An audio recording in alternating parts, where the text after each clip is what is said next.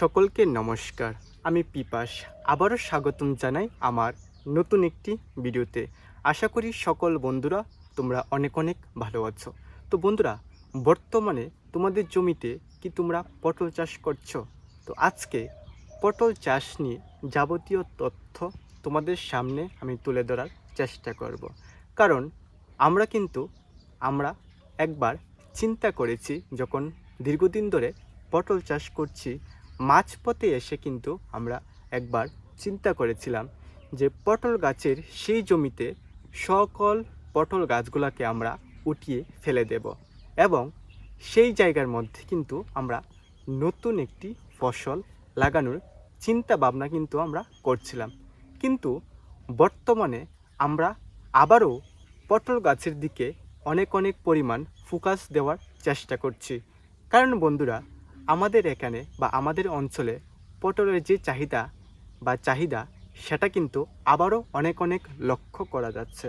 বর্তমান পটল গাছের বা পটলের যে বাজার মূল্য সেটা কিন্তু আমাদের অঞ্চলে 40 থেকে 50 টাকা, যেটা কিন্তু পটল চাষিদের জন্য খুবই আনন্দের একটি ব্যাপার।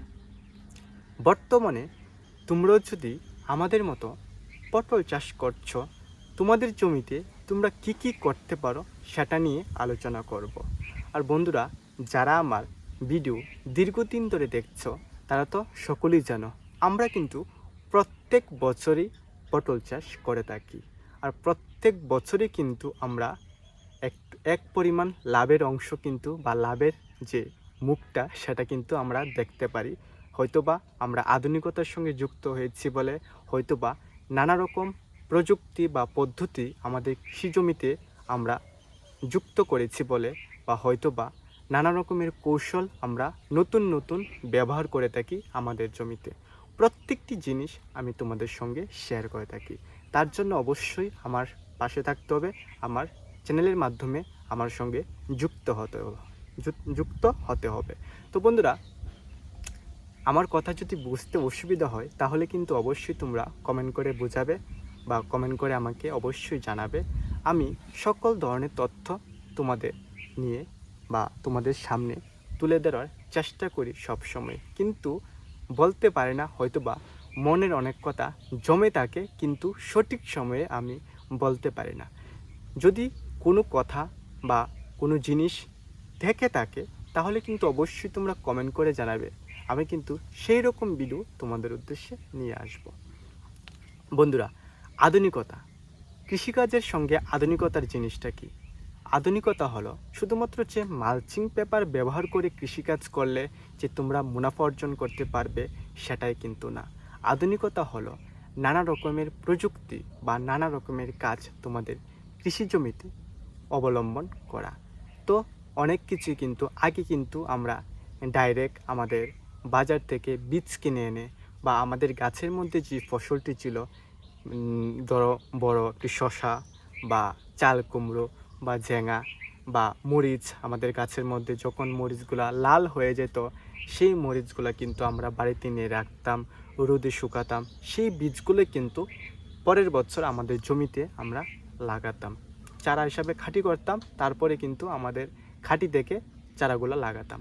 তো এখন কিন্তু আধুনিক প্রযুক্তিতে এবং উন্নত মানের কিন্তু নানা প্রসেসিং বা নানা প্রযুক্তিতে কিন্তু নানা রকমের বীজ তৈরি করা হচ্ছে, উন্নত মানের ভালো মানের বীজ।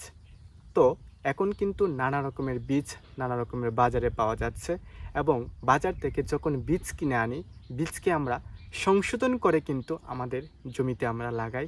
কি করে লাগাই প্রত্যেকটি জিনিস কিন্তু আমি তোমাদের সঙ্গে শেয়ার করব। তার সঙ্গে শুধুমাত্র আমার সঙ্গে যুক্ত থাকতে হবে। মালচিং পেপার ব্যবহার করার মাধ্যমেও কিন্তু অনেক কৃষক ভাই অনেক সাফল্যতা অর্জন করতে পেরেছে। তো বন্ধুরা, মালচিং পেপার ব্যবহার না করেও কিন্তু অনেক কৃষক ভাইরা অনেক সাফল্যতা অর্জন করছে। তো বন্ধুরা, বর্তমানে যদি তোমরা পটল চাষ করে থাকো বা আমরা আবারও কিন্তু আমাদের পটল গাছের জমিতে ফোকাস দিয়েছি, প্রত্যেকটি জিনিস কিন্তু আমি তোমাদের সঙ্গে শেয়ার করে থাকি। যারা আমার ভিডিও কন্টিনিউ দেখো তারা তো অবশ্যই জানো।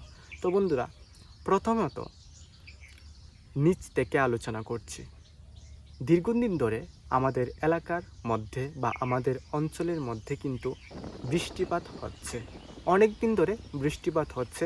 রৌদ্রের পরিমাণ, আজকে বৃষ্টি হচ্ছে, কালকা রৌদ্র উঠছে, বিকালবেলার মধ্যে আবার বৃষ্টি হচ্ছে, মানে অতিরিক্ত বৃষ্টিপাত। আমরা সকলেই জানি যারা পটল চাষ করে থাকি যে পটল গাছের জন্য কিন্তু জলের অনেক অনেক প্রয়োজন, কিন্তু অতিরিক্ত জলটাও কিন্তু আমাদের পটল গাছের জন্য অনেক অনেক ক্ষতিকর। তো যেহেতু দীর্ঘদিন ধরে আমাদের এখানে বৃষ্টি হচ্ছে, তার পরিবর্তীতে কিন্তু আমাদের পটল গাছের যে রঙটা সেটা কিন্তু একটু নষ্ট হয়ে যাচ্ছে। তো আমরা কিন্তু সঠিক সময়ে কাজ করতে পারলাম না।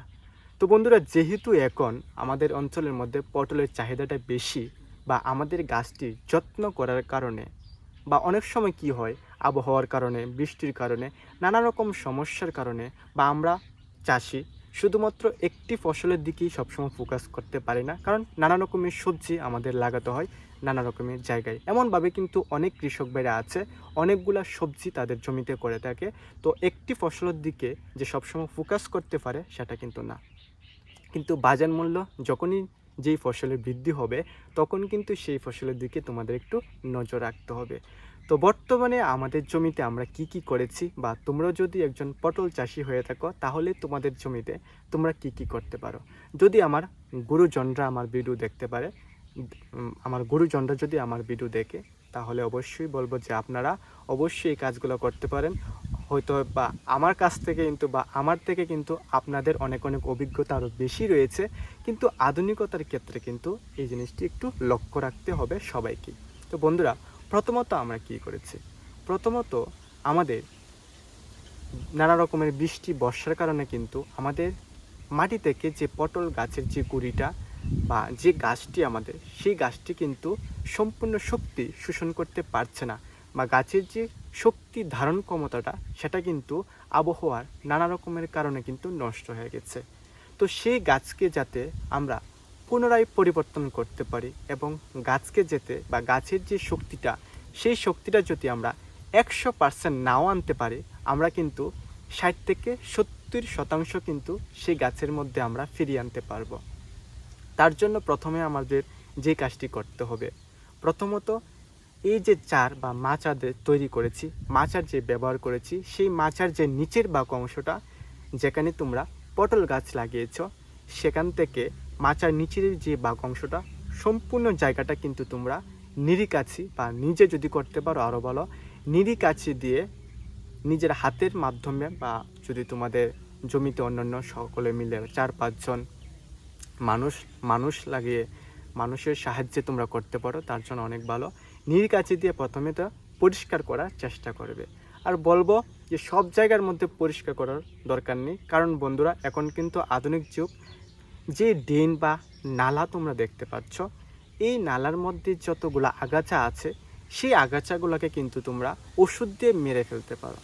ওষুধ কী ওষুধ, বাজারও কিন্তু দু রকমের ওষুধ পাওয়া যায়। একটা হলো ইমার্জেন্সি ঘাসের ওষুধ, আর একটা হলো ধীরে ধীরে আগাছাগুলো নষ্ট হবে। তো আমি বলবো যে ইমার্জেন্সি ঘাসের ওষুধটি তোমরা ব্যবহার করবে শুধুমাত্র কোন জায়গাটির মধ্যে, যে ড্রেন তোমরা ব্যবহার করেছ, যখন বৃষ্টি হলে এই ড্রেনের মাধ্যমে যে জলটা বাইর হয়ে যায় তোমাদের জমি থেকে, এই ড্রেনের মধ্যে যতগুলো আগাছা আছে, সেই আগাছাগুলোর উপর তোমরা ঘাসের ওষুধটা স্প্রে করতে পারো। আর মাচার নিচের যে অংশটা, সেই অংশটাকে কিন্তু তোমরা নিরিকাছি দিয়ে পরিষ্কার করার চেষ্টা করবে।